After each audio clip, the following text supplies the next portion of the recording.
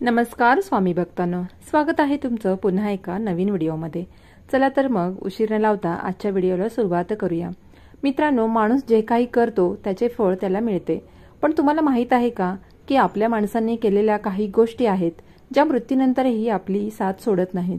शिवाय या क्रिया आपला पुढचा जन्मही आपल्याला शिक्षा देत असतात।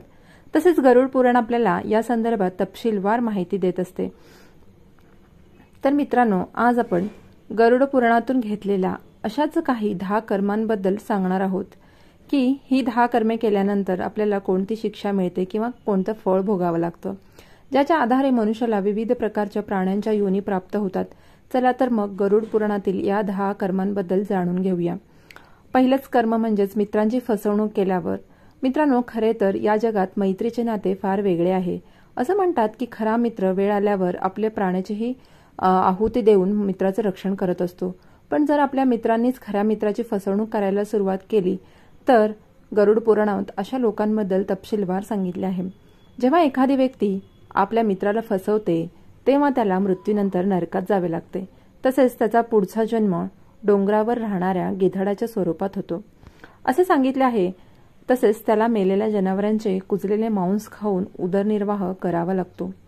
दुसरा म्हणजेच धर्माचा अपमान केल्यावर काय होतं, तर धर्माचा अपमान केल्यावर तुम्हाला या जगात असे अनेक लोक सापडतील जे आपल्या धर्माबरोबरच इतर धर्मांचाही तितकाच आदर करतात। त्याचबरोबर काही लोक असेही असतात की जे इतरांच्या धर्माला वैतागलेले असतात, पण ते स्वतःच्या धर्माकडेही तुच्छतेने बघतात। असे लोक पुराणात लिहिलेल्या गोष्टींकडे दुर्लक्ष करून स्वतःची अल्पबुद्धी दाखवत असतात। या लोकांच्या संदर्भात गरुड पुराणात म्हटले आहे की मृत्यूनंतर त्यांना नरकात जावे लागते। तसेच त्यांचा पुढील जन्म कुत्र्याच्या रूपात येईल।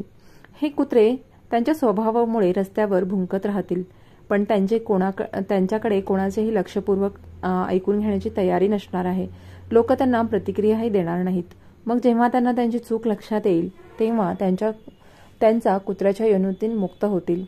तिसरी गोष्ट म्हणजेच प्रियजनांचा अनादर करणं। या जगात कोणत्याही माणसाचे जीवन त्यांच्या कुटुंबियांच्या पाठिंब्याशिवाय शक्य नाही। तसेच यामध्ये पालक आणि शिक्षकांची ही बाब वेगळी आहे। कोणत्याही माणसाला शिखरावर नेण्याचे काम फक्त गुरुच करू शकतो, हे तुम्हाला चांगले माहीत आहे। पण जी व्यक्ती आपल्या आई वडिलांची आणि गुरूंचा अपमान किंवा अनादर करते तो मृत्यूनंतर पुन्हा जन्म घेतो, परंतु अनेक प्रयत्न करूनही तो गर्भातून बाहेर येऊ शकत नाही, कारण तिचा मृत्यू गर्भातच होत असतो। चौथं म्हणजेच ज्ञानाचे वितरण न करणारा। आपल्या सनातन धर्मातील ब्राह्मणांचे महत्त्व तुम्हाला चांगलेच माहीत आहे। धर्मानुसार जगातील कोणताही यजमान तो कोणताही असो, जरी तो त्याच्या वतीने दक्षिणा देऊ शकत नसला तरी त्याच्या ज्ञानाने त्यांचे कल्याण करणे हे ब्राह्मण देवाचे कर्तव्य आहे।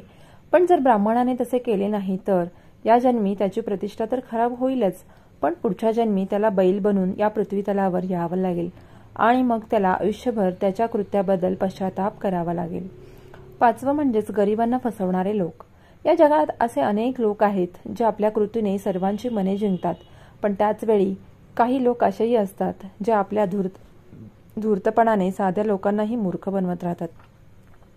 ते आयुष्यभर असे फुकट खातात, पण या मूर्खांना हे कळत नाही की हे जग असं चालत नाही, तर हे जग चालवणारा कुठेतरी दूर बसून त्यांची सर्व कृती पाहत आहे।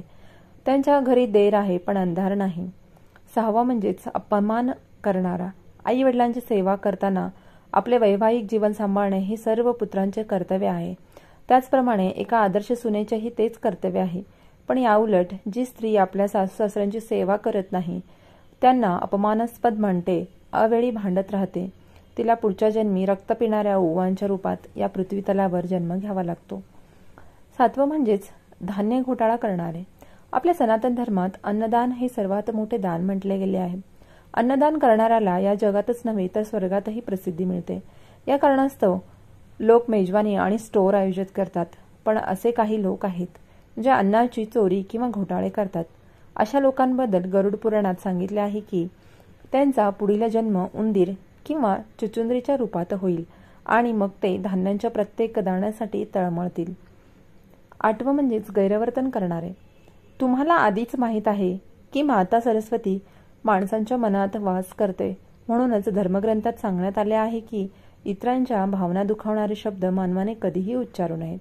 पण तरीही अनेक जण अपशब्द बोलवायला मागे पुढे पाहत नाहीत आणि छोट्या छोट्या गोष्टीवरून इतरांना शिव्या देऊ लागतात. कधी कधी त्यांना लगेच उत्तर मिळते, पण पुढच्या जन्मी शेळीच्या रूपात या पृथ्वीतलावर आल्यावर त्यांची बुद्धी ठिकाणावर येते. 9 म्हणजेच कामुक डोळे. या जगात अनेक माणसे आहेत जी महिलांकडे अत्यंत आदरेने पाहतात. त्यांच्या मनात महिलांबद्दल कोणत्याही प्रकारची विकृती किंवा दुर्भावना नाही. त्याचबरोबर या जगात काही लोक असे आहेत जे प्रत्येक स्त्रीकडे वाईट नजरेने पाहतात.